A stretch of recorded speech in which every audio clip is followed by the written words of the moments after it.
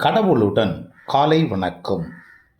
புனித மத்தேயு எழுதிய நற்செய்தி 11ஆம் அதிகாரம் 25 முதல் 30 வரை உள்ள இறைவார்த்தைகள்.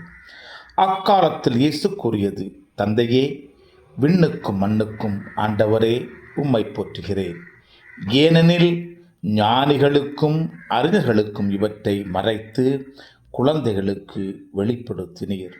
ஆம் தந்தையே, இதுவே உமது திருவுளம்.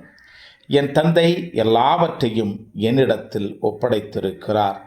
தந்தையைத் தவிர வேறு எவரும் மகனை அறியார். மகனும் அவர் யாருக்கு வெளிப்படுத்த வேண்டுமென்று விரும்புகிறாரோ அவருமன்றி வேறு எவரும் தந்தையை அறியார் என்று கூறினார்.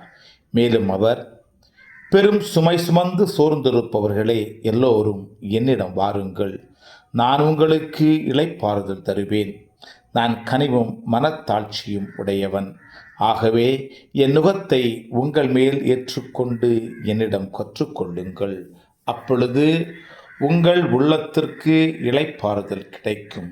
ஆம், என் நுகம் அழுத்தாது, என் சுமை எளிதாயுள்ளது என்றார். கிறிஸ்துவின் நற்செய்தி. இந்த நாள் இனிய நாளாக அமைய வாழ்த்துக்கள்.